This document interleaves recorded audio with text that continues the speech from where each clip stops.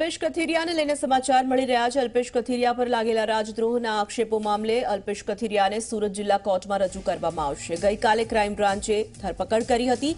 સાબરમતી જેલમાંથી અલ્પેશ કથિરિયાની અટકાયત કરવામાં આવી હતી।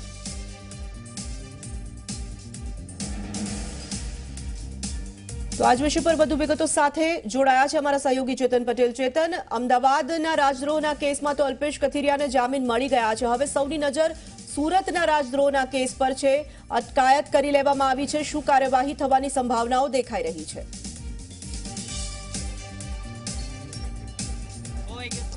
અમદાવાદ રાજદ્રોહ કેસમાં અલ્પેશ કથિરિયા 100 દિવસથી વધુ જેલમાં બંધ હતો। ત્યારબાદ સુરત ક્રાઇમ બ્રાન્ચ દ્વારા અલ્પેશ કથિરિયાનો કબજો લેવામાં આવ્યો હતો। ખાસ કરીને અમરોલીમાં રાજદ્રોહનો કેસ અલ્પેશ કથિરિયા વિરુદ્ધ નોંધાયો હતો, જે બાબતમાં ક્રાઇમ બ્રાન્ચ તપાસ કરી રહી હતી। મોડી સાંજે અલ્પેશ કથિરિયાને સુરત લાવવામાં આવ્યો હતો, જ્યારે આજે અમદાવાદનો જે રાજદ્રોહ કેસ છે તેમાં અલ્પેશ કથિરિયાને જ્યારે આજે જામીન પર મુક્ત કરવામાં આવ્યા છે, ત્યારે જે પાટીદારો છે તેમાં ઉત્સાહનું વાતાવરણ જોવા મળી રહ્યું છે। તો બીજી તરફ સુરત ક્રાઇમ બ્રાન્ચ દ્વારા પણ અલ્પેશ કથિરિયાને આજે સુરત કોર્ટમાં હાજર કરવામાં આવ્યો છે। પાટીદાર યુવા વર્ગ છે તે મોટી સંખ્યામાં અહીં આવી પહોંચ્યો હતો અને અલ્પેશ કથિરિયા જેવો જે પોલીસ વેનમાંથી જ્યારે ઉતર્યો ત્યારે તેનું ગુલાબની પાંખડીઓથી સ્વાગત કરવામાં આવ્યું હતું। જય પાટીદાર જય સરદારના નારા લગાવવામાં આવ્યા હતા। હાલ આપની સાથે પાટીદાર યુવા વર્ગ જોડાયો છે, તો તેમની સાથે વાતચીત કરીએ। જો હું પહેલા આપણને પૂછવા માંગીશ, અલ્પેશનું સ્વાગત કઈ રીતે કર્યું અને અમદાવાદમાં જે રીતે જામીન મળ્યા છે, શું કહેશો? પહેલું તો જે અમદાવાદના રાજદ્રોહ કેસમાં જામીન મળ્યા છે તો ન્યાયતંત્રનો ખૂબ ખૂબ આભાર છે। અલ્પેશ કથિરિયા પોતે એક વકીલ છે અને અમને એને અને સમગ્ર પાટીદાર સમાજને ન્યાયતંત્ર પર ભરોસો હતો અને જામીન મળી ગયા। અલ્પેશ કથિરિયા જ્યારે કોર્ટમાં હાજર કરવામાં આવ્યો ત્યારે અમારો સિંહ છે એને પુષ્પ વર્ષાથી સ્વાગત કરવામાં આવ્યું અને સુરતના પણ જે અન્ય 4-5 ગુનામાં એની ધરપકડ કરી છે, અમને પૂરી આશા છે કે એને જલ્દીમાં જલ્દી જામીન મળી જાય અને અમારો શેર અમારી જોડે પાછો આવી ગયો। જી, આજે દિવાળી જેવો માહોલ આજે સર્જાવાનો છે, અલ્પેશના ઘરે પણ આજે ઉજવણી કરવામાં આવે છે, કઈ રીતે ઉજવણી કરવામાં આવશે? ખરેખર ઉજવણી ભાગરૂપે તો ઘણા કાર્યક્રમો ડિક્લેર ના કરી શકાય એવા પણ હોઈ શકે, પણ ખરેખર જે ડિક્લેર કરે એવા કાર્યક્રમ તો આપની સામે રજૂ કર્યા કે પુષ્પવર્ષા જે કરી, તો ખરેખર અલ્પેશ કથિરિયા એક ક્રાંતિકારી માણસ છે। એ કોઈ ગુંડાઓ કે કોઈ આતંકવાદી નથી। બીજી વાત એ કરવા જાઓ કે જેમ બને તેમ ન્યાયતંત્રે પણ વહેલા તકે અપીલ છે, જે અમદાવાદની અંદર હાઈકોર્ટમાં જે જામીન થયા છે, તો અમને સુરત ન્યાયતંત્ર ઉપર પણ એટલો જ ભરોસો છે કે જેમ બને તેમ જલ્દી આ બધી વસ્તુઓનો નિકાલ કરે।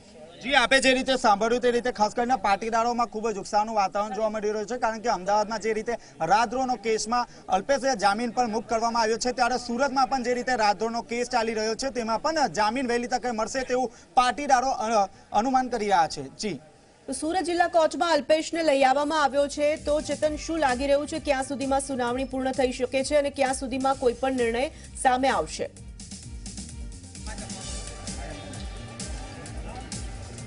જી, ખાસ કરીને જે રીતે અમરોલી પોલીસ મથકમાં અલ્પેશ કથિરિયા, હાર્દિક વિપુલ સહિતના જે 4 વિરુદ્ધ રાજદ્રોહનો કેસ નોંધાયો હતો, જે બનાવમાં સુરત પોલીસ કમિશનર દ્વારા આ બનાવમાં તપાસ ક્રાઇમ બ્રાન્ચને સોંપવામાં આવી હતી। મોડી સાંજે જે રીતે કબજો લેવામાં આવ્યો હતો અને 9:30ની આસપાસ અલ્પેશને એરેસ્ટ બતાવવામાં આવ્યો હતો, ત્યારે આજે 4 વાગે અહીં સુરત કોર્ટમાં હાજર કરવામાં આવ્યો છે। હાલ અલ્પેશ કથિરિયાને જે રૂમમાં જે સુનાવણી થવાની છે, જ્યાં બંને પક્ષો દ્વારા દલીલ થવાની છે, તે રૂમમાં અંદર બેસાડી દેવામાં આવ્યો છે। ટૂંક જ સમયમાં બંને પક્ષો દ્વારા દલીલો કરવામાં આવશે। જે પોલીસ છે, ક્રાઇમ બ્રાન્ચ દ્વારા જે રિમાન્ડની પણ માંગણી કરવામાં આવશે, ત્યારે નામદાર કોર્ટ દ્વારા અલ્પેશના રિમાન્ડ મંજૂર કરવામાં આવશે કે કેમ, તે અંગે હાલ અનેક સવાલ ઉભા થયા છે। જો કે બીજી તરફ પાટીદારોમાં ક્યાંક ને ક્યાંક ખુશીનો માહોલ જોવા મળી રહ્યો છે, કારણ કે અમદાવાદમાં જે રીતે જામીન પર અલ્પેશ કથિરિયાને મુક્ત કરવામાં આવ્યો છે, હવે ફક્ત સુરતમાં આજે રાજદ્રોહનો જે કેસ ચાલી રહ્યો છે તેમાં સુનાવણી બાકી હોય। હવે ક્યાંક ને ક્યાંક પાટીદારોને આશા છે કે સરકાર દ્વારા હવે અલ્પેશ કથિરિયાને પણ અહીં સુરત કોર્ટમાં જે